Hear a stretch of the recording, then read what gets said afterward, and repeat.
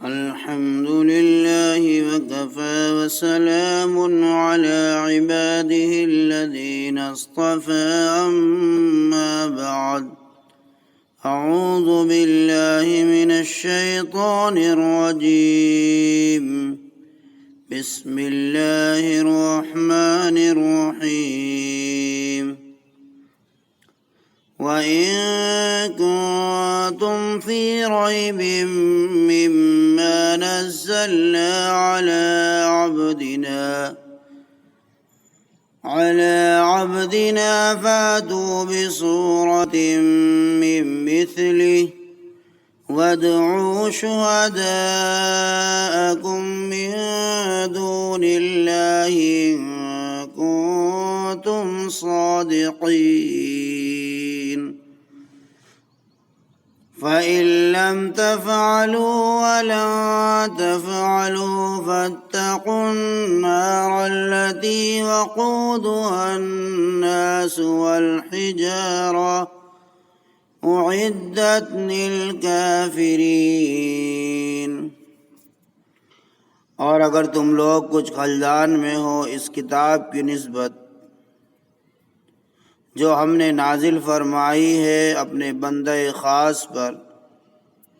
تو اچھا پھر تم بنا لاؤ ایک صورت جو اس کے ہم پلہ ہو، اور بلا لو اپنی حمایتوں کو جو خدا سے الگ ہیں، اگر تم سچے ہو۔ پھر اگر تم یہ کام نہ کر سکے اور قیامت تک بھی نہ کر سکو گے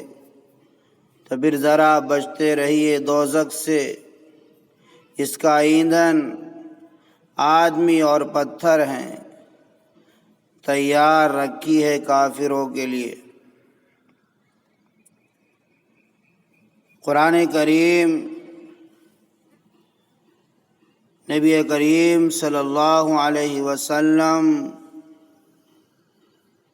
کو جو معجزات دیے گئے، ان تمام معجزوں میں سب سے بڑا علمی معجزہ قرآن کریم ہے،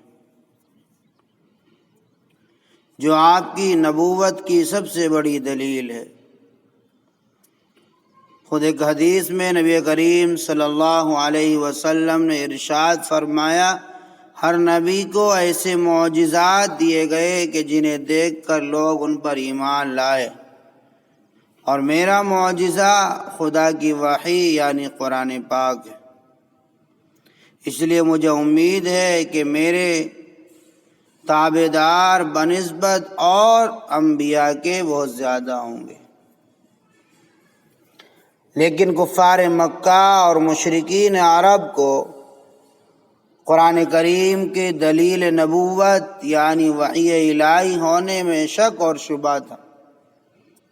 ان کا یہ کہنا تھا کہ نبی کریم صلی اللہ علیہ وسلم عام مصنفین کی طرح اس کو خود ہی تھوڑا تھوڑا تصنیف کر لیتے ہیں اور لوگوں کو کلام الہی بتا کر سنا دیتے ہیں۔ منکرین و مشرکین کے اس الزام کو دلیل کے ساتھ رفع فرمایا گیا اور بیان کیا گیا، وَإِن كُنتُمْ فِي رَيْبٍ مِّمَّا نَزَّلْنَا عَلَىٰ عَبْدِنَا فَأْتُوا بِسُورَةٍ مِّن مِّثْلِهِ، یعنی اس کتاب کے کلام الہی ہونے میں ذرہ برابر کوئی شک و تردد نہیں۔ جیسا کہ ابتدائی صورت میں بتایا گیا تھا، ذَلِكَ الْكِتَابُ لَا رَيْبَ فِيهِ، یہ کتاب ایسی ہے جس میں کوئی شک نہیں۔ لیکن اگر تم قصور فہم یا عناد کی وجہ سے اس کتاب کے بارے میں جس کو ہم نے اپنے بندے پر بتدریج نازل کیا، کسی شک اور شبہ اور تردد میں مبتلا ہو گئے ہو، تو تم بھی اسی طرح ایک چھوٹی سے چھوٹی صورت جو فصاحت و بلاغت، ہدایت و ارشاد، علوم و معارف، حسن معانی اور لطائف اور احکام میں اس کتاب کے مشابہ ہو لے آؤ، جو کہ تم بھی اہل زبان ہو، تم بھی اسی قوم، اسی شہر، اسی ملک کے افراد ہو، بلکہ نبی کریم صلی اللہ علیہ وسلم تو امی ہیں، یعنی پڑھنا لکھنا نہیں جانتے، اور تم تو شعر و شاعری، سخن پروری، قوت کلامیہ میں بڑھ چڑھ کرو۔ تم تو ہر مجلس میں اور میلے میں شاعری اور خطابت کا مقابلہ کرنے جاتے ہو، لیکن اس قوت کلامی کے باوجود پورا قرآن نہ صحیح، اس کا نصف یا ثلث بھی نہیں صحیح، اس کی کسی ایک چھوٹی سی سورت ہی کے برابر تم لے کر آؤ،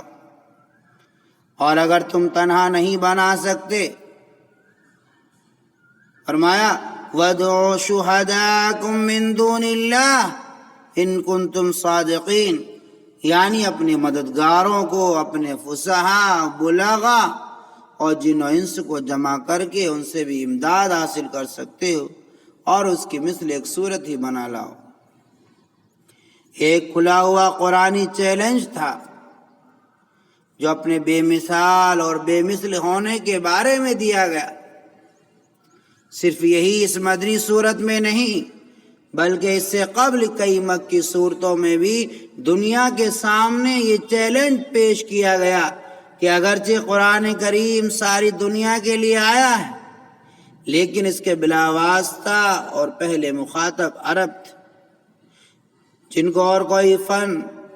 علم و فن آتا تھا یا نہیں مگر زبان دانی اور فصاحت و بلاغت میں وہ اپنے کو اقوام دنیا سے ممتاز جانتے تھے۔ قرآن ان کو مخاطب کر کے چیلنج کرتا ہے کہ اگر تمہیں میرے کلام الہی ہونے میں کوئی شبہ ہے تو تم میری جیسی ایک صورت بنا کر دکھاؤ۔ محترم سامعین، کفار مکہ اور مشرکین عرب نے قرآن اور اسلام کے مٹانے، پیغمبر صلی اللہ علیہ وسلم کی مخالفت اور مغلوب کرنے میں اپنی ایڑی چوٹی کا زور لگایا۔ جان و مال، عزت و آبرو سب کی بازی لگائی، سب کچھ کر گزرے، مگر یہ کسی سے نہ ہو سکا کہ قرآن کے چیلنج کو قبول کرتا، چند سطریں اس کلام الہی کے مقابلے میں پیش کر دیتا۔ آج 1400 سال سے زیادہ کا زمانہ گزر چکا ہے، کوئی شخص قرآن کا مثل نہ لا سکا۔ شام، دمشق، بیروت، مصر، فلسطین وغیرہ میں لاکھوں عیسائی اور یہودی موجود ہیں، ان میں تو ایسے ایسے ادیب اور ماہر زبان موجود ہیں جنہوں نے لغات عربیہ پر بڑی ضخیم کتابیں لکھ ڈالی، لیکن وہ قرآن کریم کی ایک ہی صورت کے برابر لکھنے کی جرت نہ کر سکے۔ حقیقت یہ ہے کہ جو شخص جتنا زیادہ عربیت کا ماہر ہے، اس پر اتنا ہی زیادہ رعب کلام قرآنی کا غالب آ جاتا ہے۔ ایک ایک لفظ وسعت و بلاغت سے پر ہے، پھر کلام کی ترتیب، الفاظ کی بندش، عبارت کی روانی، معانی کی نورانیت، مضمون کی پاکیزگی، سونے پر سہاگا یہ کہ بار بار پڑھیے دل نہ اگتا ہے۔ یہ صرف واحد کتاب ہے کہ جس کو پڑھنے سے کبھی دل نہیں اگتا۔ آگے فرمایا فَإِن لَّمْ تَفْعَلُوا وَلَا تَفْعَلُوا، پھر اگر ایسا نہ کر سکو اور بے شک ایسا نہ کر سکو گے،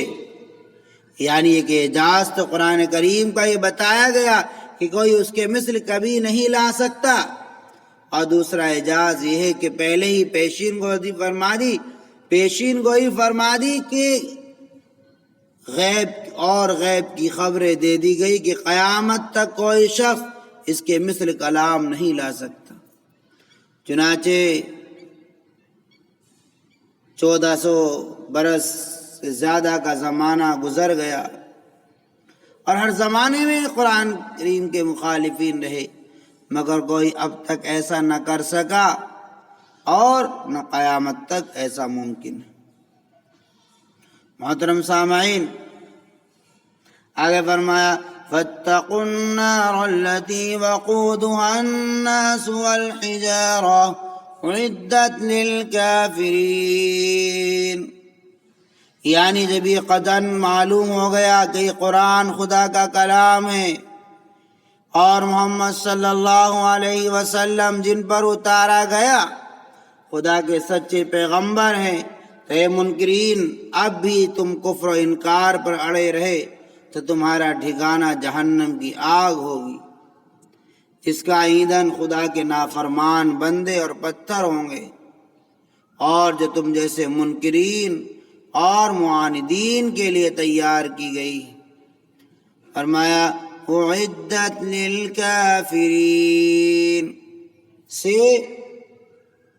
اور قرآن کریم کی دوسری آیات سے یہ صاف ظاہر ہے کہ جہنم پیدا شدہ اور اب موجود ہے۔ احادیث سے بھی یہی ظاہر ہے۔ ایک دوسری حدیث میں نبی کریم صلی اللہ علیہ وسلم نے ارشاد فرمایا کہ قیامت کے دن دوزخ کو اس جگہ سے جہاں اس کو اللہ نے پیدا کیا ہے اس طرح لایا جائے گا کہ اس کی 70,000 باغیں ہوں گی، اور ہر باغ 70,000 فرشتوں کے ہاتھوں میں ہوں، اور وہ فرشتے اسے کھینچتے ہوئے لائیں گے۔